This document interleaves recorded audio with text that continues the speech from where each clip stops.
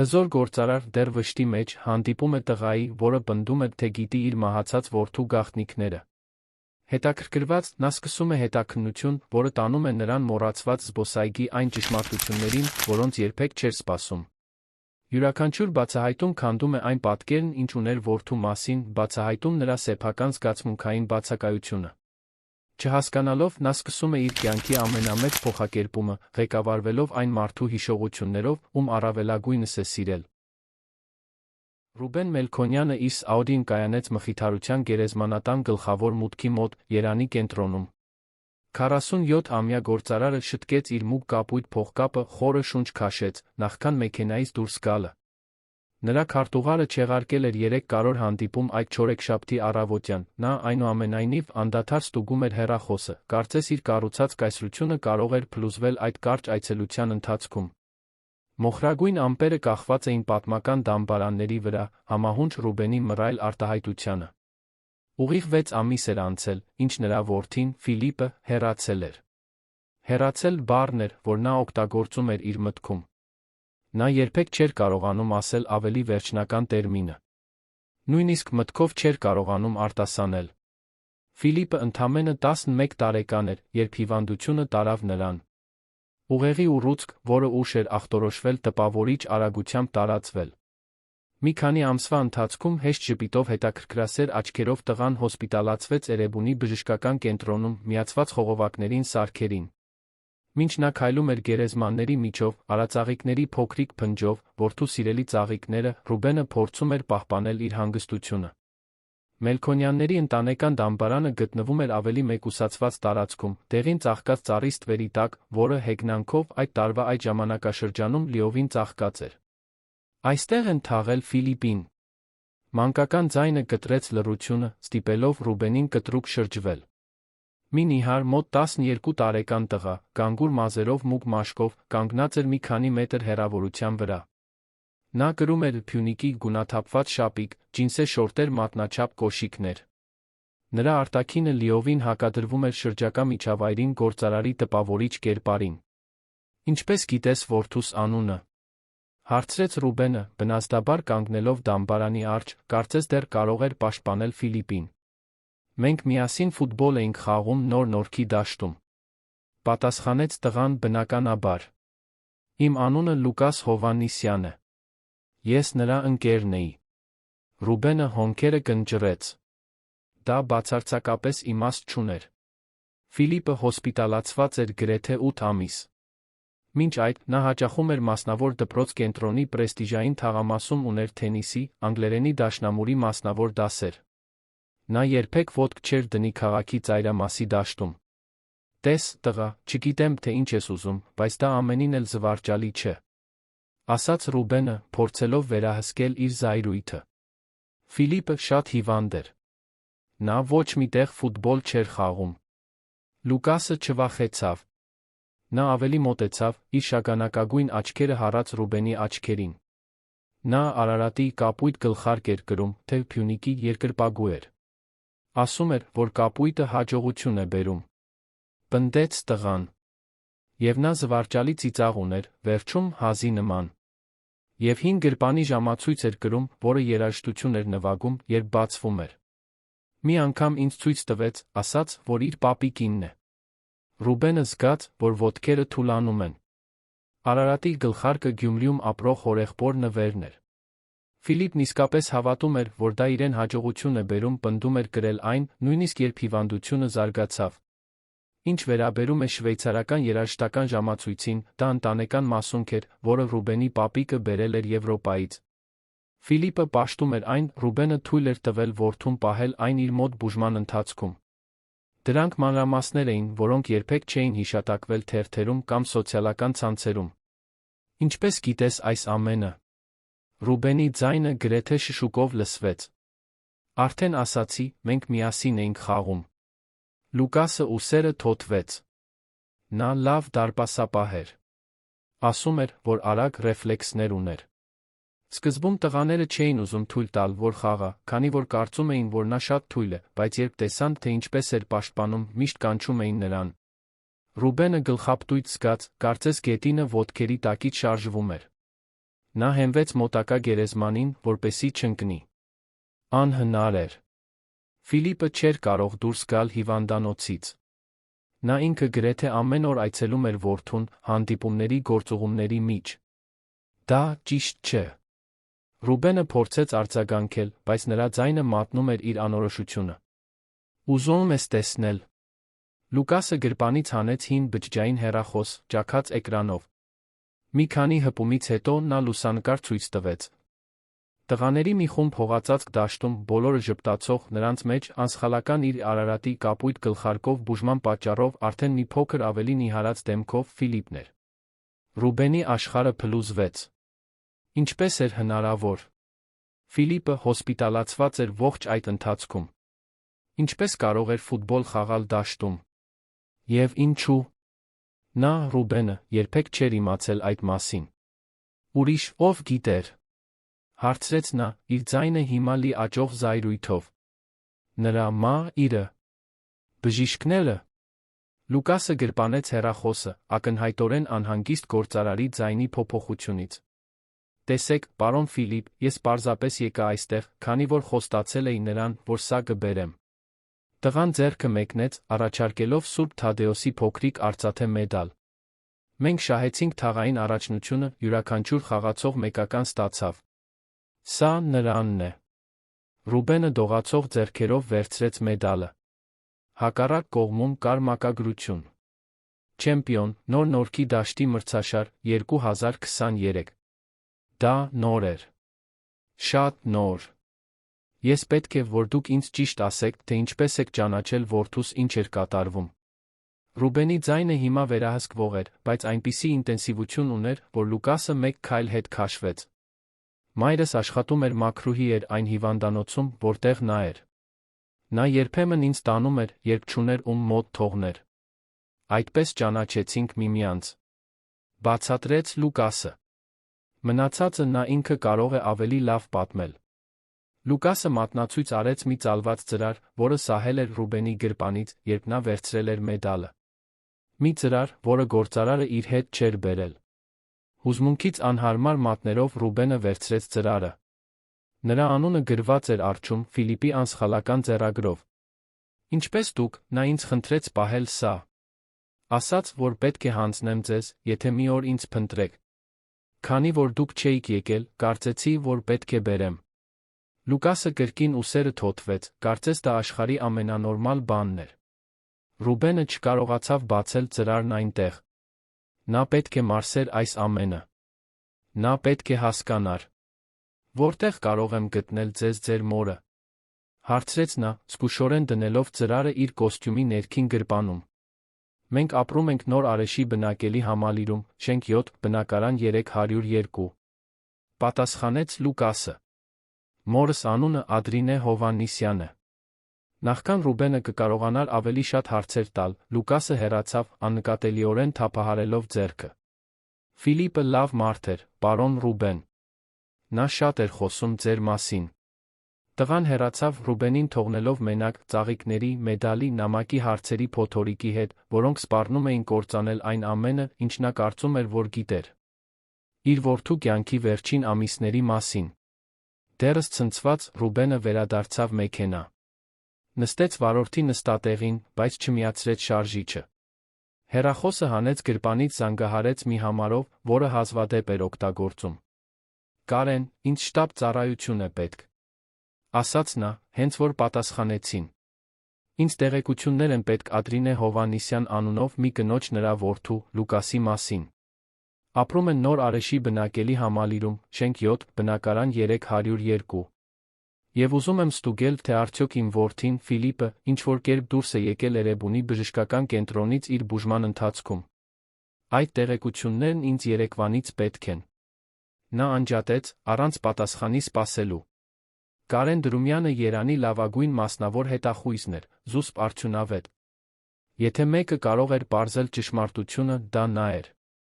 Ռուբենը նայեց իր ձեռքի մեդալին։ Չեմպիոն։ Ֆիլիպը ֆուտբոլային մրցաշարի չեմպիոն էր դարձել, մինչդեռ պայքարում էր մահացու քաղցկեղի դեմ։ Ինչպես էր դա հնարավոր։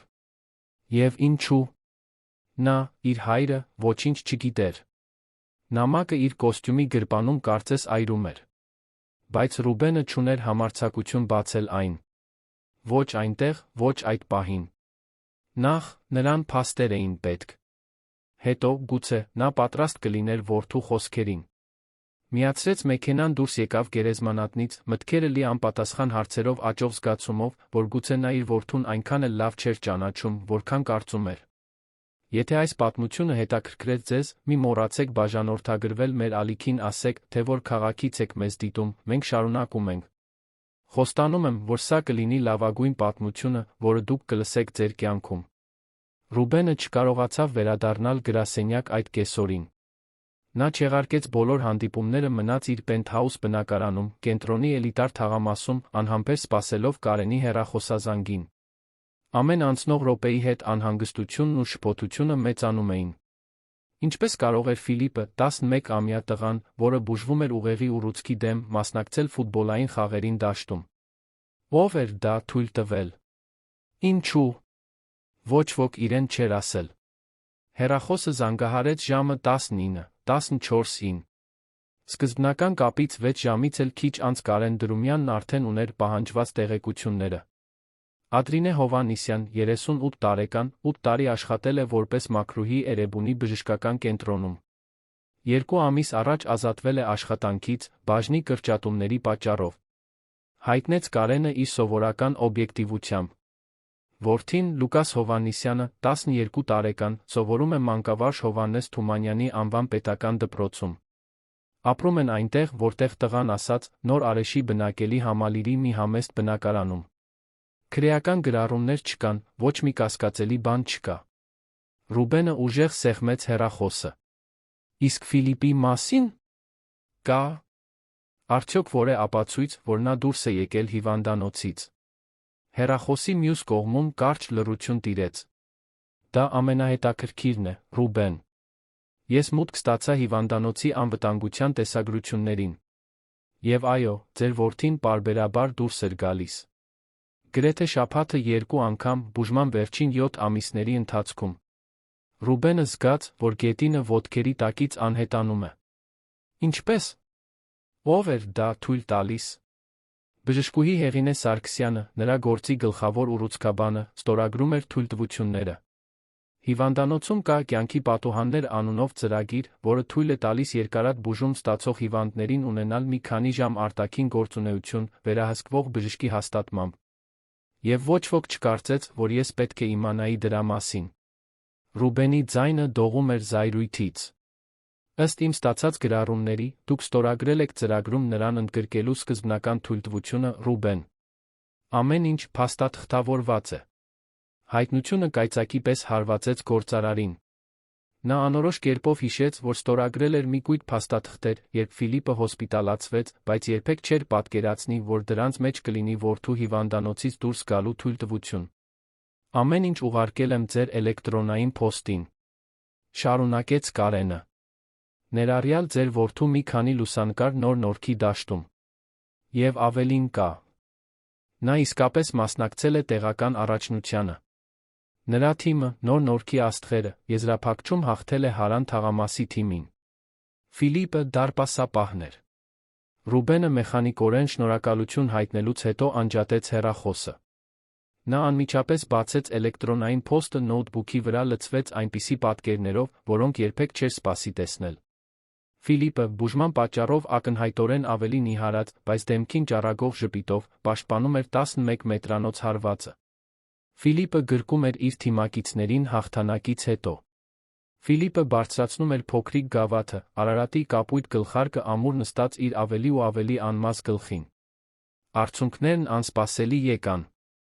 Ինչպես էր հնարավոր, որ իր որդին ապրել էր այս ամբողջ զուգահեռ կյանքը, առանց որ նա իմանար։ Ռուբենը սրտում սուր ցավ զգալով հասկացավ, որ ձախողել է որպես հայր այնպիսի ձերով, որոնք նույնիսկ լիովին չէր կարողանում հասկանալ։ Վերցրեց մեքենայի բանալիները դուրս եկավ, առանց երկար մտածելու։ Նա պետք է գնար Նոր Արեշի բնակելի համալիր։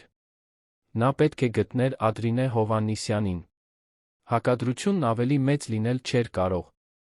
Իր շքեղ բնակարանից Երանի ամենաթանկարժեք թաղամասում, Ռուբենը մեքենայով գնաց տարածաշրջանի խոշորագույն քաղաքային համայնքներից մեկը։ Նա իր Audi-ն կայանեց բնակելի համալիրի գլխավոր մուտքի մոտ ոտքով գնաց, առաջնորդվելով իր հեռախոսի GPS-ի հրահանգներով։ Շենք 7-5 հարկանի պարզ շենք էր, առանց վերելակի։ Նա բարձրացավ աստիճաններով, զգալով բնակիչների հետաքրքրասեր հայացքները, ովքեր սովոր չէին այնտեղ տեսնել կոստյումներով իտալական կոշիկներով տղամարդկանց։ Երրորդ հարկ հասնելուն պես նա կանգնեց 302 դռան առջ խորը շունչ քաշեց, նախքան զանգը տալը։ Դուռը բացեց մոտ 40 տարեկան մի կին, գանգուր մազերը հավաքած, հոգնած, բայց ուշադիր շագանակագույն աչքերով։ Նա կրում էր պարզ շապիկ ջինսե տաբատ։ Այո, հարցրեց նա, կասկածանքով։ Ադրինե Հովհաննիսյան։ Իմ անունը Ռուբեն Մելքոնյան է։ Ես Ֆիլիպի հայրն եմ։ Կնոջ դեմքը ակնթարթորեն փոխվեց։ Ճանաչման, զարմանքի մի բանի խառնուրդ, որը Ռուբենը չկարողացավ անմիջապես ճանաչել։ Լուկասն ասաց, որ այսօր հանդիպել է ձեզ։ Նա պատասխանեց, ավելի լայն բացելով դուռը։ Խնդրում եմ, ներս եկեք։ Բնակարանը փոքր էր, բայց անթերի կազմակերպված մաքուր։ Մի սենյակ, որը միաձուլված էր ամերիկյան խոհանոցի հետ, երկու փոքր սենյակ հետում մեկ լոգարան։ Պատերին, համեստ շրջանակված մի քանի լուսանկարներ, Ռուբենի զարմանքին, մեկը հատկապես գրավեց նրա ուշադրությունը։ Լուկասը Ֆիլիպը, կողք կողքի, ժպտացող, ֆուտբոլային համազգեստներով։ Սուրճ կխմեք։ Առաջարկեց Ադրինեն, մատնացույց անելով պարզ բազմոցը, որպեսզի նա նստի։ Այո, շնորհակալություն։ Պատասխանեց ինքնաբերաբար, աչքերը չկտրելով լուսանկարից։ Մինչ Ադրինեն սուրճ էր պատրաստում, Ռուբենը դիտում էր փոքրիկ բնակարանի։ Յուրաքանչյուր մանրուք։ Դա պարզ, բայց ջերմությամբ կյանքով լի տուն էր։ Այնքան տարբեր իր մինիմալիստական ցուրտ պենթհաուսից, որը զարդարվել էր մի մասնագետի կողմից, ով երբեք անձամբ չէր ճանաչել իր ընտանիքին։ Ահա։ Ադրինեն փոքրիկ սեղանին դրեց շոգի արձակող բաժակը։ Լուկասը ընկերոջ տանն է, քննության համար սովորում է։ Ասաց, որ վաղը կխոսի ձեզ հետ, եթե ուզեք։ Ռուբենը գլխով արեց, չիմանալով, թե ինչպես սկսել այդ զրույցը։ Նա ընտրեց անկեղծությունը։ Ես չգիտեի, որ Ֆիլիպը դուրս է գալիս հիվանդանոցից։ Չգիտեի, որ նա ֆուտբոլ է խաղում։ Չգիտեի, որ նա Լուկասի նման ընկերներ ուներ։ Բառերը դուրս եկան ցավով լի։ Ինչու՞։ Ոչ ոք ինձ չասաց։ Ադրինեն նստեց հակառակ բազկաթոռին, բռնած իր բաժակը։ Ձեր որդին խնդրեց, որ չասենք։ Պարզ ուղղակի պատասխանը Ռուբենին հարվածեց որովայնին։ Ինչու՞։ Ադրինեն խորը շունչ քաշեց, կարծես զգուշորեն ընտրելով բառերը։ Ես ճանաչեցի Ֆիլիպին, երբ նա արդեն 2 ամիս էր հիվանդանոցում էր։ Ես մաքրում էի մանկական ուռուցքաբանական բաժանմունքի միջանցքը։ Նա միշտ քաղաքավարի էր, անունով ինձ ողջունում էր։ Մի օր նա ինձ հարցրեց, թե արդյոք երեխաներ ունեմ։ Ես պատմեցի Լուկասի մասին, նա հետաքրքրվեց։ Հաջորդ շաբաթներին նա միշտ հարցնում էր Լուկասի մասին, ֆուտբոլի մասին, նոր Արեշի բնակելի համալիրում ապրելու մասին։ Ադրինեն մի կում սուրճ խմեց, նախքան շարունակելը։ Երբ իմացա կյանքի պատուհաններ ծրագրի մասին, Ֆիլիպը խնդրեց բժշկուհի Հեղինեին մասնակցել։ Նրա առաջին դուրս գալը գրախանութ էր։ Երկրորդը՝ զբոսայգի։ Երրորդ անգամ նա խնդրեց այցելել նոր Նորքի դաշտ, քանի որ ես նշել էի, որ Լուկասը այնտեղ էր խաղում։ Ռուբենը լսում էր յուրաքանչյուր բառ, կոկորդում աճող հանգույց զգալով։ Առաջին անգամ, երբ նա ոտք դրեց այդ հողածածկ դաշտ, նրա աչքերը փայլեցին այնպես, ինչպես ամիսներ շարունակ չէինք տեսել։ Շարունակեց Ադրինեն։ Բժշկուհի Հեղինեն նրա հետ էր, ամեն ինչ վերահսկելով։ Ֆիլիպը խնդրեց փորձել խաղալ, ընդամենը մի փոքր։ Նա թույլ տվեց 5 րոպե։ Նա գնաց դարպաս, քանի որ դա ավելի քիչ հոգնեցուցիչ էր։ 3 անընդմեջ գնդակ պաշտպանեց։ Տղաները սիրեցին նրան։ Դրանից հետո դա դարձավ առօրյա։ Բայց ինչու՞։ Թաքցնել ինձնից։ Ռուբենի ձայնը խզվեց։ Ադրինեն ուղիղ նայեց նրա աչքերին, առանց թշնամանքի, բայց անկեղծորեն։ Նա վախենում էր, որ դուք կարգել եք։ Ասաց, որ դուք միշտ չափազանց շատ եք պաշտպանել նրան, որ կանհանգստանաք վարակների, վնասվածքների, հոգնածության համար։ Ճշմարտությունն ավելի շատ էր ցավեցնում, քան Ռուբենը կարող էր պատկերացնել։ Ֆիլիպն ասում էր, որ դաշտում անցկացրած այդ կեսօրները միակն էին, երբ նա կրկին իրեն նորմալ էր զգում։ Նա հիվանդ տղան չէր։ Նա պարզապես մեկ դարպասապահ էր։ Ադրինեն թեթակի ժպտաց, հիշելով. բժշկուհի Հեղինեն ամեն ինչ վերահսկում էր։ Միշտ մի բուժքույր էր ներկա։ Նրանք բոլոր նախազգուշական միջոցները ձեռնարկում էին։ Ռուբենը խոնարհեց գլուխը, ձեռքերով ծածկելով դեմքը։ Ինչպես չէր նկատել։ Ինչպես չէր տեսել նշանները։ Ուզում եմ ձեզ մի տեղ ցույց տալ։ Ադրինեն հանկարծ ասաց, վեր կենալով։ Եթե ուզում եք, իհարկե։ Ինչ տեղ։ Նոր Նորքի դաշտը։ Այնտեղ, որտեղ ձեր որդին երջանիկ էր։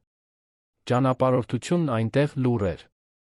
Ռուբենը հետեց Ադրինեի համեստ մեքենային, հին Ֆիատ Uno-ին, ծայրամասի ավելի ու ավելի նեղ փողոցներով։ Նոր Նորքի դաշտը գտնվում էր երկու բնակելի համալիրների մեջ, պարզ տարածք, որը տեղական համայնքը վերածել էր փոքրիկ դաշտի, սպիտակ ներկված փայտե դարպասներով մի կողմից բետոնից կառուցված իմպրովիզացված տրիբունայով։ Երբ հասան, Ռուբենը տեսավ, որ չնայած ժամին արդեն ժամը 21:00-ն էր, տղաների մի խումբ դեռ խաղում էր մի քանի սյուների լույսի ներքո։ Երբ Ադրինեն մոտեցավ, նրանցից մի քանիսը վազելով եկան։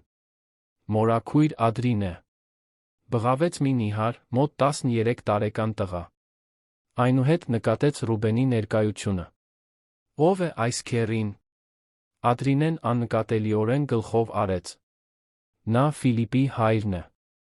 Հարգալից լռություն տիրեց խմբում։ Տղաները նայեցին Ռուբենին, հետաքրքրասիրության հարգանքի խառնուրդով։ Դուք ճիշտ այնպիսին եք, ինչպես Ֆիլիպն էր ասում։ Ասաց տղաներից մեկը, մի փոքր ավելի մեծ, քան մյուսները։ Նա միշտ ասում էր, որ իր հայրը երանի ամենակարող մարդն է։ Ռուբենը կրկին զգաց, որ ոտքերը թուլանում են։ Դուք խաղում էիք որդուս հետ։ Իհարկե, պատասխանեց մեկ այլ տղա, ոգորված։ Ֆիլիպը լավագույն դարպասապահն էր, որ մենք երբեք ունեցել ենք։ Ոչ ոք չէր հավատում, որ նա հիվանդ էր, այնքան լավն էր։ Նա չէր սիրում, երբ մենք նրան հեշտացնում էինք։ Ավելացրեց երրորդը։ Իսկապես զայրանում էր։ Ուզում էր, որ իրեն բոլորի նման վերաբերվեն։ Եվ մենք շահեցինք առաջնությունը նրա շնորհիվ։ Հպարտությամբ ավելացրեց ամենամեծը։ Եզրափակչում նա 2.11 մետրանոց պաշտպանեց։ 2. Դրա համար էլ մեդալ տվեցինք նրան։ Յուրաքանչյուր բառ Ռուբենի սրտում փոքրիկ սայրի պես էր։ Իր որդին, ում նա կարծում էր, որ այնքան լավ է ճանաչում, գաղտնի կյանք էր ունեցել իր վերջին ամիսներին, մի պատմություն, որը նա երբեք չէր կարող պատկերացնել։ Ինչու՞։ Դուք երբեք չփնտրեցիք ինձ այն բանից հետո, երբ նա հեռացավ։ Հարցրեց Ռուբենը, ցավը կուլ տալով։ Տղաները նայեցին միմյանց, անհարմար։ Ֆիլիպը մեզ խոստացրել էր։ Վերջապես պատասխանեց ամենամեծը։ Նա ասաց, որ դուք արդեն բավականաչափ տխուր կլինեք, որ կարիք չկա իմանալու այն ամենը, ինչը կարող է ձեզ ավելի վատ դարձնել։ Ադրինեն ձեռքը դրեց Ռուբենի ուսին, ով ակնհայտորեն դողում էր։ Նա շատ էր անհանգստանում ձեր մասին։ Ասաց նա, մեղմորեն։ Միշտ հիացմունքով էր խոսում հոր մասին։ Ուզում էր ձեզ նման լինել, երբ մեծանար։ Ռուբենը նայեց պարզ դաշտին, փայտե դարպասին փորձեց պատկերացնել իր որդուն այնտեղ, գնդակներ պաշտպանելիս, հաղթանակներ նշելիս, պարզապես նորմալ երեխա լինելիս, ուրախության պահեր ապրելիս մի մարտի մեջտեղում, որը, ի վերջո, չկարողացավ հաղթել։ Մի բան ունեմ ձեզ ցույց տալու։ Ադրինեն ասաց, հանելով բջջային հեռախոսը գրպանից։ Լուկասը մի քանի տեսանյութ է պահել։ Փոքրիկ սարքում Ֆիլիպի գործողությունների պատկերներ։ Դժվար հարված պաշտպանել ձախ անկյունում, ուրախանալ բարձրացրած ձեռքերով կարճ պաշտպանությունից հետո, թիմակիցների կողմից հավաքական գրկախառնություն ստանալ առաջնությունում հաղթելուց հետո։ Բոլոր տեսանյութերում կար մի բան, որը Ռուբենը վաղուց չէր տեսել։ Որդու իսկական երջանկությունը։ Մաքուր ուրախություն, որն անհետացել էր ախտորոշումից շատ առաջ, կենսունակություն, որը Ռուբենը, հաջողության ապագայի հանդեպ իր մոլուցքի մեջ, չէր նկատել, որ անհետանում էր։ Ռուբենը վերադարձավ իր բնակարան կեսգիշերից հետո, ծանր սրտով, մտքերը լի այնպիսի պատկերներով, որոնք չէր կարողանում մարսել։ Ադրինեն նրան տրամադրել էր տեսանյութերի լուսանկարների պատճեններ, որոնք նոր Նորքի դաշտի տղաներն ունեին Ֆիլիպի մասին։ Դա նման էր իր սեփական որդուն նորից հայտնաբերելուն, նրան կորցնելուց ամիսներ անց։ Նստած մենակ, լայն հյուրասենյակում, քաղաքի լույսերը փայլում էին համայնապատկերային պատուհաններից, Ռուբենը վերջապես հանեց գրպանից այն ծրարը, որը Լուկասը տվել էր իրեն։ Գերեզմանատանը։ Նրա ձեռքերը դողում էին։ Նա վախենում էր այն բանից, ինչ կգտներ այնտեղ, այն խոսքերից, որոնք իր որդին գրել էր, իմանալով, որ մի օր իր հայրը կկարդա դրանք։ Զգուշորեն բացեց ծրարը։ Ներսում կար դպրոցական տետրի մի քանի թերթ, գրված Ֆիլիպի դեռ մանկական, բայց արդեն լավ ձևավորված ձեռագրով։ Ռուբենը խորը շունչ քաշեց, սկսեց կարդալ։ Հայրիկ, եթե դու կարդում ես այս նամակը, ուրեմն Լուկասը կատարել է իր խոստումը, գտնել քեզ, եթե ես չկարողանամ հաղթել այս մարտում։ Նախ, ուզում եմ, որ դու իմանաս, որ ես շատ եմ սիրում քեզ։ Ես միշտ քեզ ավելի շատ եմ հիացել, քան աշխարհում որևէ մեկին։ Գիտեմ, որ դու պետք է շփոթված լինես, գուցե նույնիսկ բարկացած, որ իմացել ես, որ ես հիվանդանոցից դուրս էի գալիս ֆուտբոլ խաղալու։ Գիտեմ նա, որ դու երբեք թույլ չէիր տա դա, եթե իմանայիր։ Ահա թե ինչու չպատմեցի։ Մի բարկացիր մայրիկի, ոչ էլ բժշկուհի Հեղինեի, ոչ էլ մորաքույր Ադրինեի վրա։ Ես էի, որ պնդեցի, որ գաղտնի պահեն։ Հայրիկ, երբ իմացա, որ հիվանդ եմ, ամենաշատը ինձ վախեցրեց ոչ թե այս աշխարհից հեռանալու հնարավորությունը, այլ այն միտքը, որ այլս երբեք պարզապես նորմալ տղա չեմ լինի։ Դու մայրիկը սկսեցիք ինձ վերաբերվել, կարծես ես ապակուց լինեի։ Բժիշկները միայն արձանագրությունների բուժումների մասին էին խոսում։ Ոչ ոք ինձ այլս չէր տեսնում որպես Ֆիլիպ, ես հիվանդ էի, ծանր դեպքը, մահացու հիվանդ երեխան։ Հիվանդանոցում ես ճանաչեցի մորաքույր Ադրինեին։ Նա առաջին մարդն էր երկար ժամանակ հետո, ով ինձ հետ խոսեց, կարծես ես պարզապես նորմալ տղա լինեի։ Նա ինձ պատմում էր Լուկասի մասին, նոր Նորքի դաշտում ֆուտբոլի մասին, այդ սպիտակ պատերից դուրս կյանքի մասին։ Դա կարծես պատուհան լիներ մի աշխարհի, որը ես կարծում էի, որ այլս երբեք իմը չի լինի։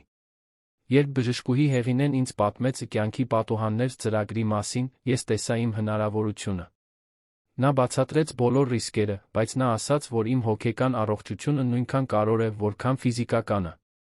Դու ստորագրեցիր թույլտվությունը այլ փաստաթղթերի հետ միասին, ես քո սեղանի կողքին էի, երբ դու ստորագրում էիր, բայց դու հեռախոսով խոսում էիր կարևոր գործարքի մասին։ Առաջին անգամ, երբ ես ոտք դրեցի այդ հողածածկ դաշտ, զգացի, որ իսկապես կրկին կենդանի եմ։ Տղաները չգիտեին, որ ես հիվանդ եմ, սկզբում ոչ։ Նրանք ինձ ընդունեցին, քանի որ ես լավ էի դարպասում, միշտ էլ եղել եմ դպրոցի ֆիզկուլտուրայի դասերից, հիշում ես։ Դու երբեք չկարողացար գալ ինձ խաղալիս տեսնելու աշխատանքի պատճառով, բայց ուսուցչուհին միշտ ասում էր, որ ես տաղանդ ունեմ։ Նոր Նորքի դաշտում անցկացրած յուրաքանչյուր կեսօր կարծես իմ կյանքի մի կտորը հետ ստանալ լիներ։ Այո, հոգնում էի։ Այո, երբեմն հետո վատ էի զգում։ Բայց արժեր յուրաքանչյուր վայրկյանը, հայրիկ։ Դրանք իմ վերջին ամիսների ամենաերջանիկ պահերն էին։ Ես այնտեղ հիվանդ չէի, ես դարպասապահ էի, ընկեր, չեմպիոն։ Գիտեմ, որ դու միշտ ուզել ես պաշտպանել ինձ։ Գիտեմ, որ այնքան շատ ես աշխատել, ինձ հնարավոր լավագույն ապագա տալու համար։ Բայց այն, ինչ ես իսկապես ուզում էի, ի վերջո, պարզապես ապրել ներկան էր, նույնիսկ եթե այդ ներկան կարճ էր, նույնիսկ եթե դժվար էր։ Մի բարկացիր, ոչ էլ մեղադրիր ինձ։ Ես պարզապես ուզում էի, որ դու իմանայիր իմ կյանքի այս մասը, որը թաքցրել էի քեզնից։ Ուզում էի, որ դու իմանայիր, որ ամեն ինչ չնայած, ես ուրախություն գտա իմ վերջին օրերում։ Լուկասը նոր Նորքի դաշտի տղաները ինձ դա տվեցին։ Մորաքույր Ադրինեն նույնպես։ Եթե կարող ես, մի փոքր հոգ տար նրանց մասին։ Ոչ թե փողով, նրանք հպարտություն ունեն, չէին ընդունի։ Բայց գուցե կարող ես օգնել նրանց այլ ձերով։ Նոր Նորքի դաշտին ավելի լավ լուսավորություն է պետք։ Տղաներին պետք է մի մեծահասակ, ով կհավատա նրանց, ինչպես դու միշտ հավատում էիր ինձ։ Սիրում եմ քեզ, հայրիկ։ Միշտ կսիրեմ քեզ։ Ֆիլիպ Ռուբենը չկարողացավ զսպել արցունքները։ Դրանք եկան ամառային փոթորիկի պես, բռնի անվերահսկելի։ Նա լացեց, ինչպես մանկուց չէր լացել, առանց ուժի կամ հանգստության որևէ պահանջի։ Նրա որդին, իր փոքրիկ Ֆիլիպը, զուգահեռ կյանք էր ապրել իր վերջին ամիսներին, գտնելով ուրախություն, նորմալություն, մինչ նա Ռուբենը չափազանց զբաղված էր իր բիզնես կայսրությամբ, որպեսզի նկատեր։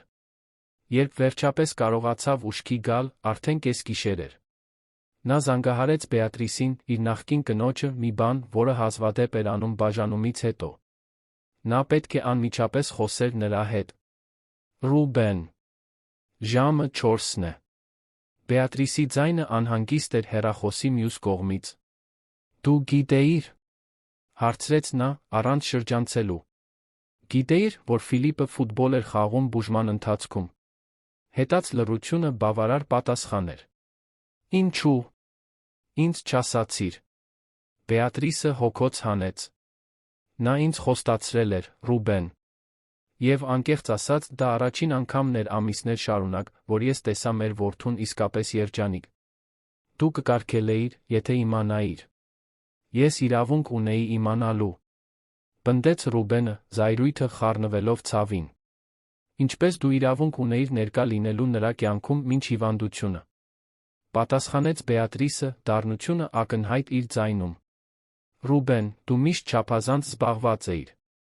Միշտ կար ավելի կարևոր հանդիպում, ավելի շտապ պայմանագիր, անհետաձգելի ուղղորություն։ Ֆիլիպը մեծացավ, ավելի շատ տեսնելով վարորդին, ով նրան դպրոցից էր վերցնում, քան իր հորը։ Բեատրիսի խոսքերը դանակների պես էին, բացելով վերքեր, որոնք Ռուբենը նախընտրում էր անտեսել։ Երբ նա հիվանդացավ, քո լուծումն ավելի շատ աշխատելն էր։ Շարունակեց նա։ Լավագույն բուժումը, լավագույն հիվանդանոցը, լավագույն բժիշկներին ապահովելու համար։ Բայց գիտես, թե ինչ էր իսկապես պետք Ֆիլիպին։ Ներկա հոր։ Մեկին, ով նրա հետ ֆուտբոլ կխաղար այգում, ով կլսեր նրա պատմությունները, ով պարզապես այնտեղ կլիներ։ Ես ապագա էի կառուցում նրա համար։ Պաշտպանվեց Ռուբենը, բայց նրա ձայնն այլևս համոզվածություն չէր պարունակում։ Եվ նա կորցնում էր ներկան։ Եզրափակեց Բեատրիսը, ավելի մեղմորեն։ Նոր Նորքի դաշտում անցկացրած այդ կեսօրները մեր որդուն կյանքի մի մասը վերադարձրին։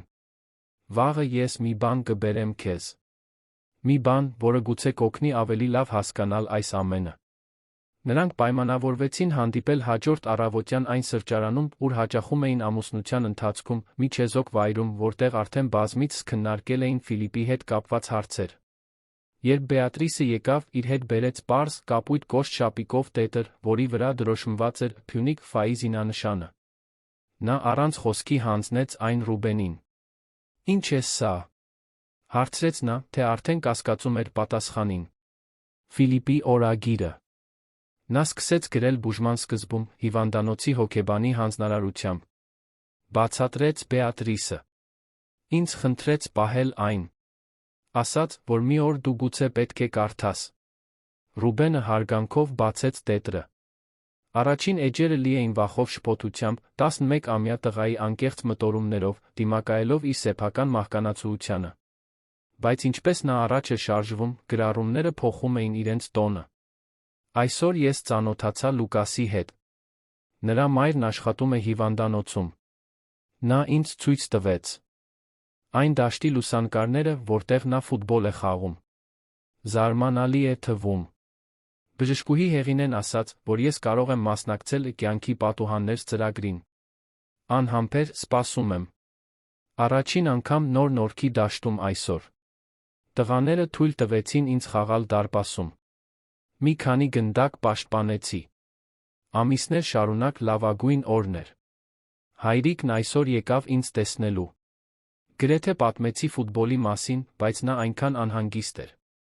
Խոսում էր Եվրոպայում նոր բուժումների, հայտնի բժիշկների մասին։ Չեմ ուզում, որ նա ինձ արգելի գնալ դաշտ։ Դա միակ տեղն է, որտեղ ես դեռ ինձ զգում եմ ես։ Առաջնությունն այսօր սկսվեց։ Ես մեկնարկային դարպասապահն եմ։ Ոչ ոք չի հավատում, երբ ասում եմ, որ քաղցկեղի բուժման մեջ եմ։ Դա ինձ ուժեղ է զգացնում։ Գրառումները շարունակվում էին, մանրամասնելով յուրաքանչյուր խաղ, յուրաքանչյուր պաշտպանություն, նորմալության յուրաքանչյուր պահ հիվանդության քաոսի մեջ։ Բայց կար նա մտորումներ Ռուբենի մասին։ Հայրիկն այսօր չեղարկեց այցը։ Կարոր հանդիպում։ Գիտեմ, որ նա այդքան է աշխատում իմ պատճառով, իմ բուժումը վճարելու համար։ բայց կուզեի, որ նա այստեղ լիներ։ Երբեմն մտածում եմ, թե արդյոք հայրիկն իսկապես գիտի, թե ես ով եմ։ Նա ինձ թանկարժեք նվերներ է բերում, բայց երբեք ժամանակ չունի ինձ հետ խաղալու, իմ պատմությունները լսելու համար։ Լուկասը նույնպես բացակա հայր ունի, բայց այլ պատճառներով նրանը լքել է ընտանիքը։ Գոնե իմը հոգ է տանում, նույնիսկ եթե չգիտի, թե ինչպես ցույց տա։ Վաղը առաջնության եզրափակիչն է։ Ես նյարդայնացած եմ ոգորված։ Կուզեի, որ հայրիկը կարողանար այնտեղ լինել։ Նա երբեք ինձ խաղալիս չի տեսել։ Երբեք։ Նույնիսկ երբ ես առողջ էի։ Վերջին գրառումը Ֆիլիպի մահվանից ընդամենը 3 օր առաջ էր։ Գիտեմ, որ շատ ժամանակ չունեմ։ Բժիշկները չեն ասում, բայց ես նրանց հայացքներից հասկանում եմ։ Ես չեմ վախենում։ Պարզապես կուզեիս մի քանի կեսօր անցկացնել նոր Նորքի դաշտում։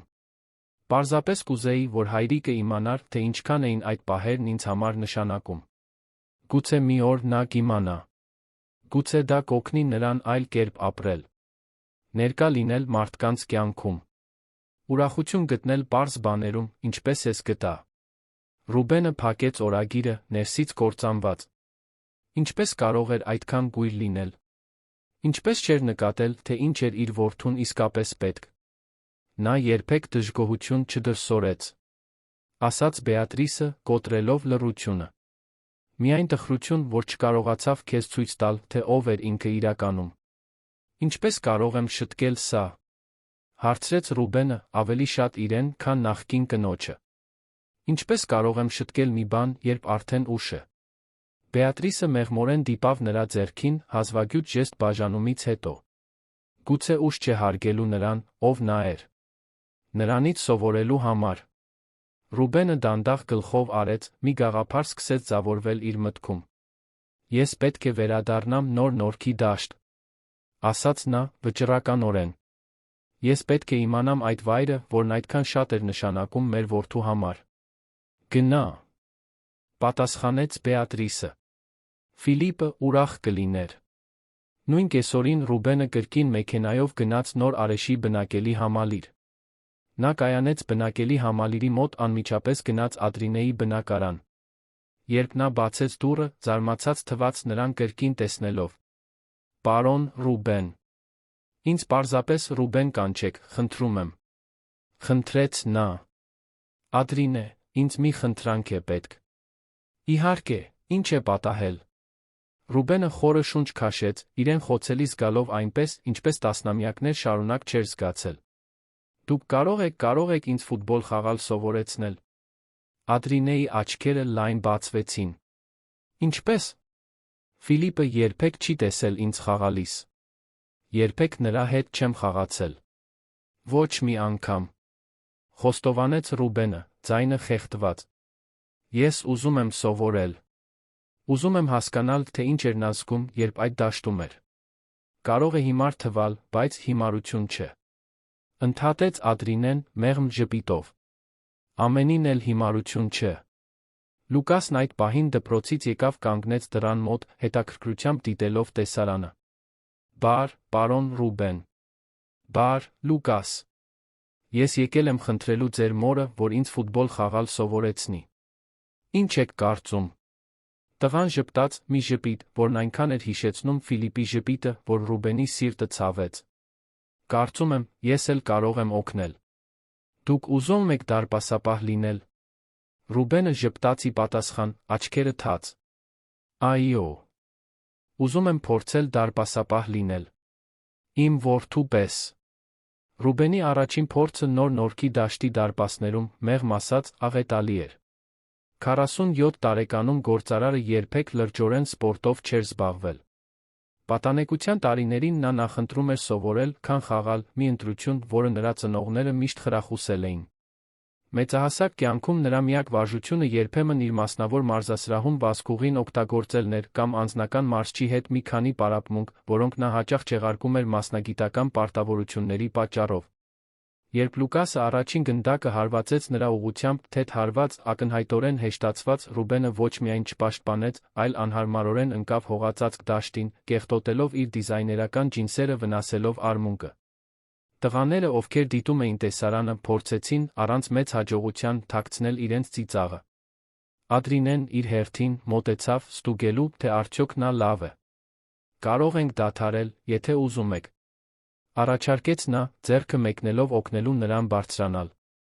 Ռուբենը մերժեց օգնությունը, ինքնուրույն բարձրացավ, հագուստի փոշին թափ տալով։ Կրկին, ասաց նա, կրկին տեղավորվելով իմպրովիզացված դարպասների մեջ։ Լուկասը հայացքներ փոխանակեց մոր հետ, ով աննկատելիորեն գլխով արեց։ Տղան կրկին հարվածեց, էլ ավելի մեղմ։ Այս անգամ Ռուբենը կարողացավ դիպչել գնդակին, բայց այն անցավ նրա ձեռքերի տակով, մտավ դարպասը։ Երեխա դիտորդների կողմից էլ ավելի զսպված ծիծաղ։ Փորձենք այլ դիրք, առաջարկեց Լուկասը Ռուբենի 10-րդ անհաջող փորձից հետո։ Դուք կարող եք պաշտպան լինել։ Ավելի հեշտ է։ Ոչ, պատասխանեց Ռուբենը, այնպիսի վճռականությամբ, որը զարմացրեց բոլորին, ներառյալ իրեն։ Ֆիլիպը դարպասապահ էր։ Ես նույնպես կսովորեմ դարպասապահ լինել։ 2 ժամ շարունակ Ռուբենը համառեց։ Ի վերջո նա լիովին հյուծված էր, քրտնած, կեղտոտ, ձեռքերի ոտքերի վրա քերծվածքներով, բայց կարողացել էր պաշտպանել 3 հարված։ Երբ վերջապես համաձայնեց դադարել, տղաներն այլևս չէին ծիծաղում նրա վրա։ Կար մի բան այդ տարեց մարդու ջանքերի մեջ, ով ակնհայտորեն իր տարերքից դուրս էր, որը հարգանք էր ներշնչում։ Դուք վաղը կվերադառնաք, հարցրեց տղաներից մեկը, ում հետո Ռուբենը պարզեց, որ Հակոբ է անունը, այն թիմի ավագը, որտեղ խաղում էր Ֆիլիպը։ Կվերադառնամ, պատասխանեց նա, առանց վարանելու։ Եվ վերադարձավ։ Օրեցօր, շաբաթ առ շաբաթ, Ռուբենը հայտնվում էր Նոր Նորքի դաշտում։ Սկզբում միայն շաբաթ-կիրակի կեսօրներին։ Հետո նա սկսեց վերակազմակերպել իր օրակարգը, որպեսզի կարողանա գնալ նա շաբաթվա որոշ օրերին։ Աստիճանաբար նրա նախկինում հանդիպումներով, ուղղորություններով բիզնես պարտավորություններով լի օրակարգը սկսեց պարբերաբար ներառել մարզում Նոր Նորքի դաշտում։ Նրա զարգացումը որպես դարպասապահ դանդաղ էր, բայց մշտական։ Լուկասի մյուս տղաների համբերատար առաջնորդության ներքո նա սովորում էր հիմնական տեխնիկաներ, ինչպես դիրքավորել ձեռքերը, ինչպես ցատկել, ինչպես կարդալ գնդակի հետագիծը։ Ավելի կարևոր, նա սովորում էր իր որդու աշխարհի մասին։ Ֆիլիպը այսպես էր պաշտպանում, տես։ Ցույց էր տալիս Լուկասը, տեղավորվելով դարպասների մեջ այնպիսի կեցվածքով, որը Ռուբենը փորձում էր ընդօրինակել։ Նա միշտ ասում էր, որ գաղտնիքը գնդակից չվախենալն է։ Նա հորինեց մեր մարտական կանչը։ Պատմեց Հակոբը մի կեսօր, երբ հանգստանում էին դաշտի մոտ գտնվող ծառի ստվերի տակ։ Նոր Նորքի դաշտը սիրտ է, ոգի ուրախություն։ Մենք դա բղավում էինք յուրաքանչյուր խաղից առաջ։ Այն օրը, երբ նա այստեղ վատացավ, բարկացավ, երբ մենք ուզեցինք շտապօգնություն կանչել։ Պատմեց մեկ այլ տղա, Ռաֆայելը։ Ասաց, որ չի ուզում, որ իրեն այլ կերպ վերաբերվեն, պարզապես այն պատճառով, որ հիվանդ է։ Բժշկուհի Հեղինեն ստիպված էր համոզել նրան վերադառնալ հիվանդանոց։ Յուրաքանչյուր պատմություն, յուրաքանչյուր մանրուք կարծես Ֆիլիպի հանելուկի մի կտոր լիներ։ Մի որդի, ում Ռուբենը, աճող ցավով, հասկանում էր, որ երբեք իսկապես չէր ճանաչել։ Ադրինեն դարձավ մշտական ներկայություն այդ պահերին։ Սկզբում նա պարզապես դիտում էր մարզումները, երբեմն ջուր կամ սրբիչ էր առաջարկում Ռուբենին։ Ժամանակի ընթացքում նրանց զրույցներն ավելի խորը, ավելի անձնական դարձան։ Ինչպե՞ս եք դա անում,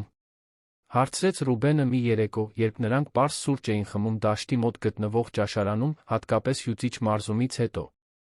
Ինչ եմ անում։ Մենակ մեծացնում եք Լուկասին։ Աշխատում եք 2 աշխատատեղում։ Պահպանում եք այս ամբողջ ուժը։ Ադրինեն ժպտաց մի ժպիտ, որը Ռուբենն աստիճանաբար սովորել էր հիանալ իր անկեղծության համար։ Ես ընտրություն չունեմ, այնպես չէ՞։ Կյանքը չի դադարում հարցնելու, թե արդյոք մենք պատրաստ ենք այն մարտահրավերներին, որոնք այն բերում է։ Բայց դուք միշտ ներկա եք։ Լուկասի կյանքում, համայնքում։ Ինչպես եք կարողանում հավասարակշռել ամեն ինչ։ Չեմ հավասարակշռում, խոստովանեց նա, թեթ ծիծաղով։ Շատ գնդակներ են ընկնում։ Բայց կարողները, նրանք, որոնք իսկապես կարող են, դրանք ամեն ինչ անում եմ օդում պահելու համար։ Լուկասը դրանցից ամենակարողն է։ Այդ զրույցը օրեր շարունակ արձագանքում էր Ռուբենի մտքում։ Իր գրասենյակում Երանի ֆինանսական կենտրոնի շքեղ արտրային շենքի վերում նա սկսեց գնահատել իր սեփական կյանքը։ Որ գնդակներն էր նա պահել օդում, որոնք էր թույլ տվել ընկնել։ Իր կառուցած բիզնես կայսրությունը տպավորիչ էր, անկասկած։ Մելքոնյան շինարարական ընկերությունը երկրի խոշորագույն շինարարական ընկերություններից էր։ Բայց ինչ գնով էր ձեռք բերվել այդ հաջողությունը։ Չորեքշաբթի առավոտյան Ռուբենը հրավիրեց ընկերության տնօրենների խորհրդի արտակարգ նիստ։ Նրա գործադիրները շփոթված նայեցին միմյանց, երբ նա մտավ հանդիպումների սենյակ ջինսերով պարզ շապիկով, սովորական իտալական կոստյումի փոխարեն։ Ես մի քանի հայտարարություն ունեմ անելու։ Նա սկսեց, առանց նախաբանի։ Առաջինը, ես կնվազեցնեմ իմ աշխատանքային ժամերը ընկերությունում։ Այսօրվանից ես կաշխատեմ առավելագույնը 8 ժամ օրական, շաբաթը 5 օր։ Ոչ մի գիշերային հանդիպում, ոչ մի էլեկտրոնային նամակ առավոտյան 2-ին, ոչ մի գործուղում, որը ձգվում է շաբաթներով։ Զարմանքի շշուկ անցավ սենյակով։ Ռուբեն Մելքոնյանը հայտնի էր աշխատանքին իր գրեթե մոլուցքային նվիրվածությամբ։ Այս հայտարարությունը լիովին դուրս էր նրա ստանդարտից։ Երկրորդ, մենք անմիջապես կներդնենք բարեկեցության նոր քաղաքականություն բոլոր աշխատակիցների համար։ Ճկուն ժամեր ծնողների համար երկարաձգված հայրության արձակուրդ, ընդլայնված մանկապարտեզի օգնություն ծրագիր, խրախուսելու ծնողների մասնակցությունը իրենց երեխաների դպրոցական գործունեությանը։ Տնօրենները խելագարորեն գրառումներ էին անում, դեռ շփոթված։ Երրորդ, ամենակարևորը, շարունակեց Ռուբենը։ Մենք կստեղծենք Ֆիլիպ Մելքոնյան հիմնադրամը։ Նպատակը կլինի ծանր հիվանդություններով բուժվող երեխաներին աջակցելը, հատուկ շեշտ դնելով բուժման ընթացքում նորմալ կյանքի պահեր, ուրախություն ապահովելու վրա։ Ես ուզում եմ, որ ընկերության տարեկան շահույթի 15%-ը հատկացվի այդ հիմնադրամին։ Ռուբեն, ընդհատեց Կարեն Ալեքսանյանը, ընկերության գլխավոր ֆինանսական տնօրենը վաղեմի ընկերը։ Դա զգալիորեն կազդի մեր ֆինանսական արդյունքների վրա։ Բաժնետերերը ստիպված կլինեն հասկանալ։ Կտրեց Ռուբենը հանգիստ վճռականությամբ։ Սա քննարկելի որոշում չէ։ Սա փիլիսոփայության փոփոխություն է։ Մեր ընկերությունը շարունակելու է շահութաբեր լինել, բայց ոչ մեր աշխատակիցների հոգեկան առողջության կամ իմ սեփական առողջության հաշվին։ Եվ հաստատ ոչ այն երեխաների հաշվին, ովքեր կարիք ունեն իրենց ծնողների ներկայությանը։ Հանդիպումից դուրս գալիս Ռուբենը թեթության անհանգստության խառնուրդ զգաց։ Կարս մեկ բան անելու, մի բան, որը շաբաթներ շարունակ հետաձգում էր։ Նա մեքենայով գնաց գերեզմանատուն։ Այս անգամ ծաղիկներ չէր տարել։ Փոխարենը նա ֆուտբոլի գնդակ էր կրում, նույնը, որը Լուկասը տվել էր իրեն, այն, որը Ֆիլիպը օգտագործում էր մարզումների ժամանակ։ Որդու գերեզմանի առջ Ռուբենը նստեց խոտի վրա, գնդակը դրեց տապանաքարի կողքին։ Բար, որդիս,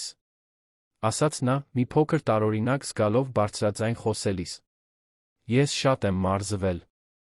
Դեռս սարսափելի եմ, բայց լավանում եմ։ Լուկասն ասում է, որ արդեն կարող եմ մասնակցել իսկական խաղի օրերից մեկին։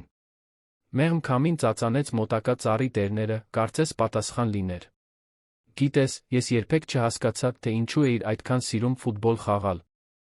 Անկեղծ ասած, ժամանակի կորուստ էի համարում։ Շարունակեց նա, տխուր ժպիտով։ Բայց հիմա սկսում եմ հասկանալ։ Դա միայն գնդակի մասին չէ, դա ինքդ քեզանից ավելի մեծ բանի մաս լինելու մասին է։ Դա կապի մասին է, կիսված պահերի մասին։ Ներկա լինելու մասին։ Ռուբենը խորը շունչ քաշեց, զգալով արցունքները, որոնք սկսում էին ձավորվել, բայց չփորձեց զսպել դրանք։ Ես փորձում եմ փոխվել, Ֆիլիպ։ Ես փորձում եմ լինել այն հայրը, որին դու արժանի էիր ունենալ։ Գիտեմ, որ մեզ համար ուշ է, բայց գուցե ուշ չէ այլ մարդկանց, այլ երեխաների համար։ Նա մնաց այնտեղ գրեթե 1 ժամ, խոսելով որդու հետ, ինչպես երբեք չէր արել, երբ նա ողջ էր։ Խոսելով նոր-նորքի դաշտի տղաների մասին, հիմնադրամի պլանների մասին, իր կյանքի փոփոխությունների մասին։ Երբ վերջապես վեր կացավ հեռանալու, իրեն ավելի թեթ զգաց, կարծես ուսերից մի բեռ էր հանվել։ Վերադարձի ճանապարհին նա զանգ ստացավ Ադրինեից։ Ռուբեն, Լուկասը ուզում է իմանալ, թե արդյոք այսօր կգաք մարզման։ Տղաները հատուկ խաղ են կազմակերպում։ Իհարկե կգամ, պատասխանեց նա։ Իրականում մտածում էի դուք Լուկասը կուզենայիք ընտրել իմ տանը այս հանգստյան օրերին։ Ասելս, պարտադիր չէ իմ տանը, եթե ձեզ համար անհարմար է։ Կարող ենք գնալ ռեստորան կամ ձեր տունը հիանալի է։ Ընդհատեց Ադրինեն, թեթ ծիծաղով։ Լուկասը հետաքրքրված է իմանալու, թե որտեղ եք ապրում։ Կարծում եմ, նա ամրոց է պատկերացնում։ Ռուբենը նույնպես ծիծաղեց, հասկանալով, թե որքան հազվադեպ էր այդ ձայնն իր կյանքում։ Դա պարզապես բնակարան է։ Իրականում, չափազանց մեկ մարդու համար։ Ապա մենք ավելի շատ կյանք կբերենք այնտեղ։ Պատասխանեց Ադրինեն, այնպիսի բնականությամբ, որ Ռուբենի սիրտը արագացավ այնպես, ինչպես տարիներ շարունակ չէր զգացել։ Այդ շաբաթ օրվա ընթրիքը բազմաթիվներից առաջինն էր։ Լուկասը հիացած էր պենթհաուսի տեսարանով, բայց արագ կորցրեց հետաքրքրությունը նյութական կողմերի նկատմամբ կենտրոնացավ Ֆիլիպի լուսանկարների հավաքածուի վրա, որը Ռուբենը տարածել էր սենյակում, դրանցից շատերը նա ինքը երբեք ուշադիր չէր դիտել։ Սա առաջնությունից է։ Բացականչեց Լուկասը մատնացույց անելով մի լուսանկար, որտեղ Ֆիլիպը գավաթ էր պահում, շրջապատված թիմակիցներով։ Ես այնտեղ էի, տես։ Իսկ սա նրա ծննդյան օրվանն էր, հիվանդանոցում։ Բացատրեց Ադրինեն, մատնացույց անելով մեկ այլ պատկեր։ Բժշկուհի Հեղինեն թույլ տվեց փոքրիկ խնջույք կազմակերպել մանկական բաժանմունքում։ Մինչ Լուկասը ուսումնասիրում էր բնակարանը, Ռուբենը Ադրինեն զրուցում էին պատշգամբում։ Երանի երկինքը սովորաբար աղտոտված պարզության հազվագյուտ պահ էր ներկայացնում, աստղերով տեսանելի երկնաքերերի միջ։ Շնորհակալություն, ասաց Ռուբենը հանկարծ։ Ինչի՞ համար։ Թույլ տալու համար, որ Ֆիլիպն ունենա երջանկության այդ պահերը։ Նրան խնամելու համար, երբ ես այնտեղ չէի։ Ինձ օգնելու համար ճանաչել նրան, նույնիսկ նրա հեռանալուց հետո։ Ադրինեն մի պահ լռեց, նայելով քաղաքին, որը տարածվում էր ներքում։ Ֆիլիպը նույնպես փոխեց Լուկասին, գիտեք, ասաց նա վերջապես։ Նրան ճանաչելուց առաջ Լուկասը դժվարությամբ էր կապ հաստատում այլ մարդկանց հետ։ Շատ վաղ կորցրեց հորը, մեծացավ, տեսնելով, որ ես բազմաթիվ աշխատատեղերում եմ աշխատում։ Կարծում էր, որ պետք է միշտ ուժեղ լինի, խոցելիություն չցուցաբերի։ Ֆիլիպը նրան սովորեցրեց, որ բաց լինելու, կիսվելու մեջ ուժ կա։ Թվում է, թե իմ որդին ավելի լավ ուսուցիչ էր, քան ես երբեք եղել եմ։ Մտածեց Ռուբենը։ Մի փոքրացրեք ինքներդ ձեզ։ Ադրինեն շրջվեց նրա կողմը, նրա աչքերը արտացոլում էին քաղաքի լույսերը։ Այն, ինչ դուք հիմա անում եք, այս փոխակերպումը, կապի այս որոնումը դա նույնպես սովորեցնել է։ Լուկասը դիտում է, թե ինչպես եք փոխվում։ Ինչպես եք ջանք թափում, նույնիսկ երբ դժվար է։ Առանց շատ մտածելու, Ռուբենը թեքվեց մեղմ համբուրեց նրան։ Դա կարճ, գրեթե ամաչկոտ համբույր էր, լիովին տարբեր այն հաշվարկված մակերեսային փոխազդեցություններից, որոնք նա զգացել էր վերջին տարիներին իր անցողիկ հարաբերություններում։ Կներեք, շշնջաց նա, հեռանալով։ Ես չպետք է, ամեն ինչ կարգին է։ Ժպտաց Ադրինեն։ Բայց եկեք դանդաղ, լավ։ Այստեղ շատ բան է խաղում։ Ոչ միայն մենք երկուսս, այլ Լուկասը։ Ռուբենը գլխով արեց, հարգելով այդ խոսքերի իմաստությունը։ Շտապելու կարիք չկար։ Առաջին անգամ տասնամյակներ շարունակ նա սովորում էր գնահատել գործընթացը, ճանապարհը, այլ ոչ թե միայն վերջնական արդյունքը։ 3 տարի էր անցել գերեզմանատանն այդ հանդիպումից։ Երանը մնում էր նույն քաոսային աշխույժ մետրոպոլիսը, բայց Ռուբեն Մելքոնյանի կյանքը լիովին փոխվել էր։ Առաջին մեծ փոփոխությունը տեղի ունեցավ Լուկասին Ադրինեին ճանաչելուց 6 ամիս անց։ Ռուբենը վաճառեց իր պենթհաուսը կենտրոնի էլիտար թաղամասում գնեց ավելի համեստ, թե դեռ հարմարավետ տուն, հաղթանակի զբոսայգու մոտ։ Նոր բնակավայրը նոր Արեշի բնակելի համալիրից ընդամենը 20 րոպե հեռավորության վրա էր, զգալիորեն կրճատելով նոր Նորքի դաշտ տանող ճանապարհը, որն այժմ իր շաբաթական առօրյայի մի մասն էր։ Ֆիլիպ Մելքոնյան հիմնադրամը դարձել էր իրականություն, աճել էր ավելի շատ, քան Ռուբենը երբեք պատկերացրել էր։ Հիմնադրամը, որի կենտրոնակայանը գտնվում էր նոր Նորքի դաշտից մի քանի մետր հեռավորության վրա վերանորոգված շենքում, համակարգում էր ծրագրեր ծանր հիվանդություններով բուժվող երեխաների համար Երանի մի քանի հիվանդանոցներում։ Կարգախոսը, ոգեշնչված Ֆիլիպի օրագրի խոսքերից, զարդարում էր շենքի ճակատը։ Ապրել ներկան, նույնիսկ երբ ապագան անորոշ է։ Հիմնադրամի հիմնական ծրագիրը «Կյանքի պատուհաններ» ի պատիվ այն նախաձեռնության, որը Ֆիլիպին թույլ էր տվել իր ֆուտբոլային կեսօրները, արդեն օգնել էր ավելի քան 1000 երեխայի, նրանց տրամադրելով նորմալության ուրախության պահեր դժվար բուժումների ընթացքում։ Համապատասխան բժշկական հսկողության ներքո երեխաները կարող էին մասնակցել սպորտային, արվեստի, երաժշտական գործունեության, ամեն ինչ, ինչը նրանց կվերադարձներ մանկության մի մասը, որը հիվանդությունը փորձում էր գողանալ։ Բայց ամենակարևոր փոխակերպումը ոչ թե արտաքին նախագծերում էր կամ նյութական փոփոխություններում։ Այն Ռուբենի մեջ էր։ Այդ արոտ շաբաթ առավոտյան նա կանգնած էր նոր Նորքի դաշտի եզրին, հպարտորեն դիտելով մեծ պաստառը, որը հայտարարում էր Ֆիլիպ Մելքոնյանի անվան մարզական կենտրոնի բացումը։ Հին հողածածկ դաշտը լիովին վերանորոգվել էր։ Անկանոն հողը փոխարինվել էր արհեստական խոտածածկով, ժամանակակից լուսավորության համակարգը թույլ էր տալիս գիշերային խաղեր, պարզ, բայց ֆունկցիոնալ տրիբունաները հարմարավետություն էին ապահովում հանդիսատեսի համար։ Փոքրիկ կից շենքում տեղակայված էին հանդերձարաններ, լոգարաններ, բազմաֆունկցիոնալ սենյակ կրթական գործունեության համար։ Նյարդային եք, հարցրեց Ադրինեն, մոտենալով իր մատները նրա մատների մեջ միահյուսելով։ Մի փոքր, խոստովանեց Ռուբենը, ժպտալով կնոջը, ով մեկ տարուց մի փոքր ավելի վաղ դարձել էր իր կինը, հենց այդ դաշտում կայացած պարզ արարողության ժամանակ։ Կարծում եք, որ նա կհաստատեր։ Համոզված եմ, որ այո։ Պատասխանեց նա, մատնացույց անելով Լուկասին, ով այժմ 15 տարեկան էր, օգնում էր կազմակերպել փոքր երեխաներին բացման արարողության համար։ Բայց առանց նրա անունով այդ ցուցանակի։ Ֆիլիպը կզզվեր ուշադրության կենտրոնում լինելուց։ Ռուբենը գլխով արեց։ Բրոնզե փոքրիկ ցուցանակը, որը զուսպ կերպով տեղադրված էր մարզական կենտրոնի մուտքի մոտ, նրանց միջ բանավեճի առարկա էր եղել։ Ի հիշատակ Ֆիլիպ Մելքոնյանի, ով մեզ սովորեցրեց լիարժեք ապրել յուրաքանչյուր պահ։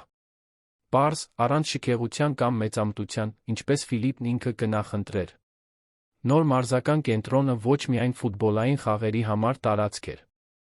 Այն համայնքային կյանքի կենտրոն էր։ Բացի կանոնավոր սպորտային գործունեությունից, այնտեղ անցկացվում էին կրթական ծրագրեր, մասնագիտական վերապատրաստման դասընթացներ երիտասարդների մեծահասակների համար, ծառայում էր որպես հանդիպման վայր առողջապահական բարեկեցության նախաձեռնությունների համար։ Ամեն ինչ ֆինանսավորվում էր Ֆիլիպ Մելքոնյան հիմնադրամի կողմից, բայց կառավարվում էր հենց համայնքի կողմից։ Հիվանդանոցի անձնակազմն արդեն եկել է, ոգորված հայտնեց Լուկասը։ Բժշկուհի Հեղինեն ծրագրից 4 երեխայի հետ է։ Կարող եմ նրանց տանել հանդերձարանը ցույց տալու արարողությունից առաջ։ Իհարկե, պատասխանեց Ռուբենը, սիրով խառնելով խորթ որդու մազերը։ Միայն թույլ մի տվեք, որ նրանք չափազանց հոգնեն մինչ բացման խաղը։ Լուկասը վազեց հետ դեպի խումբը, որը հենց նոր էր իջել սպիտակ ֆուրգոնից, Էրեբունի բժշկական կենտրոնի Ֆիլիպ Մելքոնյան հիմնադրամի տարբերանշանով։ Ռուբենը տաքացած սրտով դիտում էր, թե ինչպես էր դեռահասը բնականաբար շփվում հիվանդ երեխաների հետ, առանց խղճահարության կամ հովանավորչության, նրանց վերաբերվելով ճիշտ այնպես, ինչպես վերաբերվում էր ցանկացած այլ մարդու, մի դաս, որը նա սովորել էր Ֆիլիպից։ Պարոն Մելքոնյան, կանչեց կանացի ձայն։ Ռուբենը շրջվեց, տեսավ բժշկուհի Հեղինե Սարգսյանին, ուռուցքաբանին, ով խնամել էր Ֆիլիպին, ով այժմ համակարգում էր հիվանդանոցի հիմնադրամի միջ համագործակցությունը։ Ամեն ինչ պատրաստ է մեծ օրվա համար։ Կարծում եմ, այո, պատասխանեց նա, ջերմ գրկախառնությամբ ողջունելով նրան։ Ինչպե՞ս են մեր փոքրիկ մարզիկները։ Անհամբեր, ժպտաց բժշկուհին։ Հատկապես Գաբրիելը։ Նա անդադար խոսում էր այսօր դարպասապահ խաղալու մասին։ Գաբրիել Սանոսյանը, 10 տարեկան, 8 ամիս բուժվում էր լեյկեմիայի դեմ։ Դա նրա երրորդ մասնակցությունն էր «Կյանքի պատուհաններ» ծրագրին, ըստ բժշկուհի Հեղինեի, տղան ապրում էր հիվանդանոցից դուրս անցկացրած այդ պահերի համար։ Նրա մայրն էլ եկել է։ Հարցրեց Ադրինեն։ Այո, այնտեղ է։ Բժշկուհին մատնացույց արեց մի երիտասարդ, հոգնած տեսքով կնոջը, ով իր որդուն դիտում էր անհանգստության ուրախության խառնուրդով, մինչ նա մյուսների հետ ուսումնասիրում էր նոր դաշտը։ Սա առաջին անգամն է, որ նրան ժպտալիս եմ տեսնում շաբաթներ շարունակ։ Ռուբենը հիշեց իրեն 3 տարի առաջ, միշտ անհանգիստ բժշկական արձանագրությունների, գոյատման վիճակագրության, նոր փորձարարական բուժումների համար, լիովին անտարբեր հիվանդ երեխայի կյանքում պարզ երջանկության պահերի կարողության նկատմամբ։ Ինչքան գույր էր եղել։ Բացման արարողությունը դիտավորյալ կարճ ոչ պաշտոնական էր։ Ռուբենը կարճ ելույթ ունեցավ, շնորհակալություն հայտնելով նոր Արեշի բնակելի համալիրի համայնքին, ովքեր սկզբից ի վեր ընդունել էին նախագիծը, բացատրելով մարզական կենտրոնի փիլիսոփայությունը։ Մի վայր, որտեղ յուրաքանչյուր երեխա, անկախ իր առողջական վիճակից կամ սոցիալ-տնտեսական կարգավիճակից, կարող էր պարզապես երեխա լինել։ Սա իմ կամ հիմնադրամի նախագիծը չէ, եզրափակեց նա։ Սա մեր նախագիծն է, բոլորիս։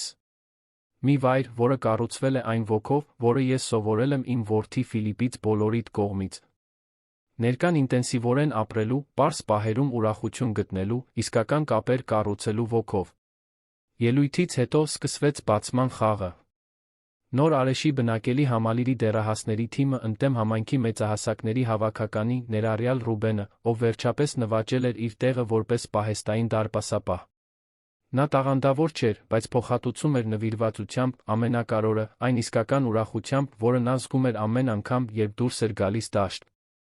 Տրիբունաներում Էրեբունի բժշկական կենտրոնի հիվանդները, ներառյալ Գաբրիելը, ոգորված դիտում էին, սպասելով իրենց հերթին խաղալու օրվա երկրորդ խաղում, որը հատուկ կազմակերպված էր նրանց համար։ Առաջին խաղի ընդմիջմանը Ռուբենը նկատեց Գաբրիելին մենակ, մի փոքր հեռու մյուսներից, անհարմարորեն շտկելով կեղծամը, որը հազիվ էր թաքցնում քիմիաթերապիայի հետանքները։ Նա զուսպ մոտեցավ տղային։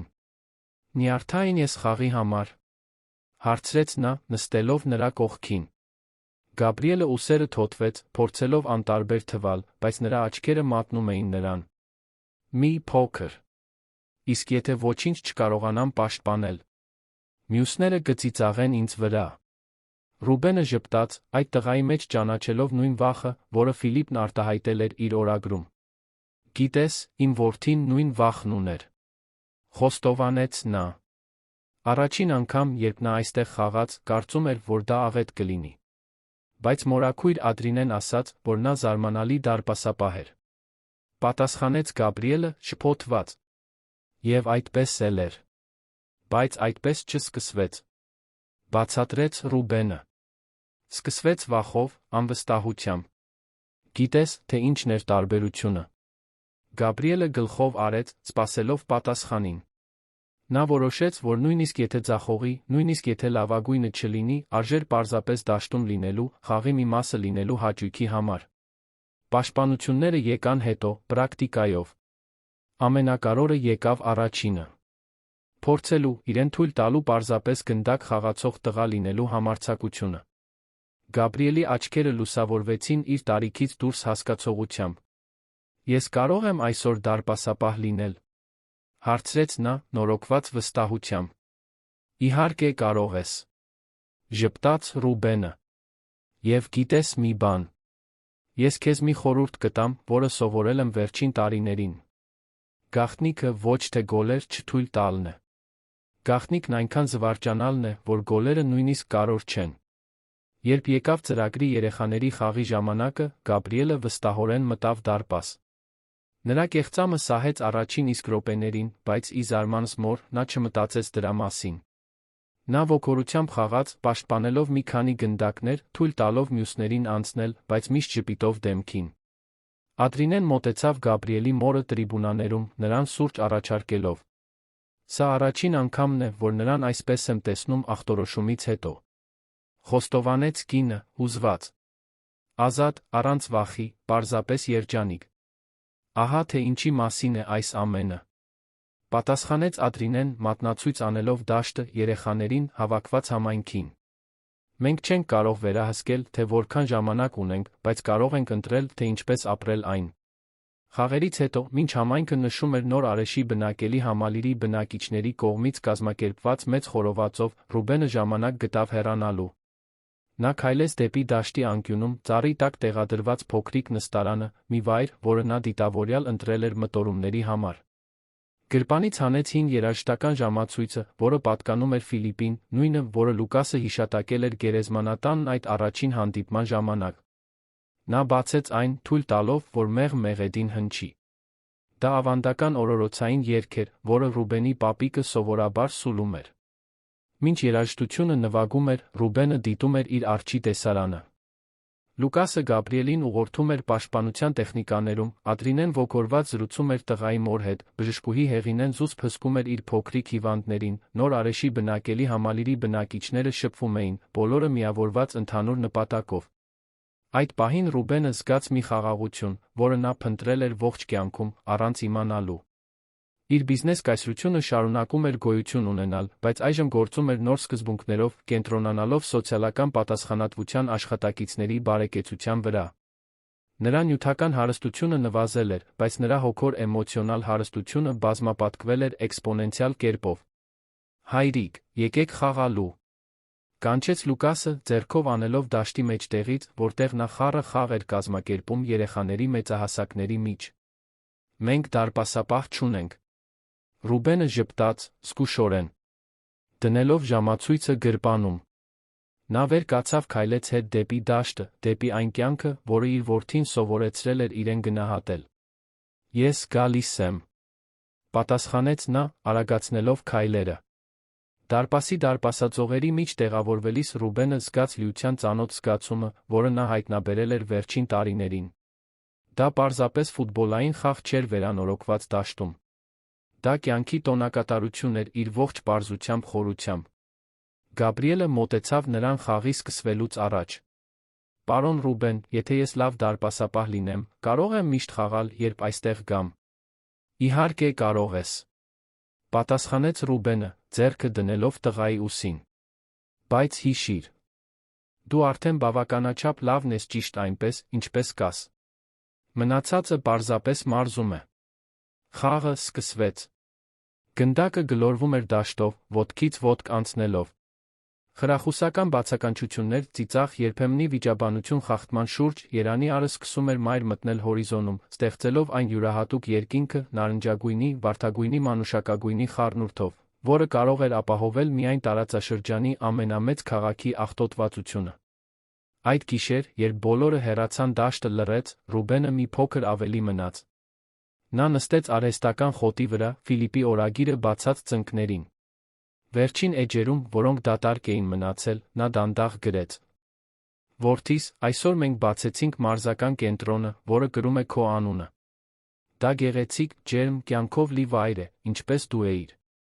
Կան երեխաներ, որոնք խաղում են, ծիծաղում, լիարժեք ապրում են յուրաքանչյուր պահը, նույնիսկ նրանք, ովքեր պայքարում են քո նման հիվանդությունների դեմ։ Կուզեի, որ դու կարողանայիր տեսնել, թե ով եմ ես դարձել։ Ես այլս այն մարդը չեմ, ով մոլիորեն տարված էր աշխատանքով, հեռու ամեն ինչից բոլորից։ Ես քեզնից սովորեցի, որ իսկական հարստությունը մեր ստեղծած կապերում է, մեր լիարժեք ապրած պահերում, մեր շոշափած կյանքերում։ Լուկասն այժմ ինձ հայր է կանչում։ Ադրինեն իմ ուղեկիցն է, իմ ապաստանը։ Մենք ունենք ընտանիք, որը սահմանված չէ արյան կապերով, այլ ընտրությամբ սիրով։ Եվ դու, Ֆիլիպ, շարունակում ես լինել դրա մի մասը։ Ես այլս երկնաքերեր չեմ կառուցում։ Ես պահեր եմ կառուցում։ Ես այլս հարստություն չեմ կուտակում։ Ես կիսվում եմ փորձառություններով։ Ես այլս չեմ ապրում անորոշ ապագայի համար։ Ես գրկում եմ ներկան, ինչպես դու ինձ սովորեցրիր։ Քո հեռանալը թողեց մի դատարկություն, որը երբեք չի լրացվի։ Բայց նա թողեց մի ժառանգություն, որը շարունակում է աճել։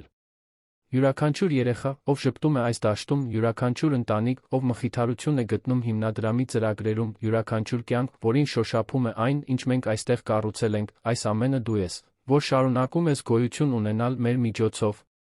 Շնորհակալություն իմ որդին լինելու համար։ Շնորհակալություն ինձ սովորեցնելու համար, նույնիսկ երբ ես չկարողացա ներկա լինել սովորելու համար։ Շնորհակալություն այս հացի փշրանքները թողնելու համար, որոնք ինձ առաջնորդեցին մինչ այստեղ։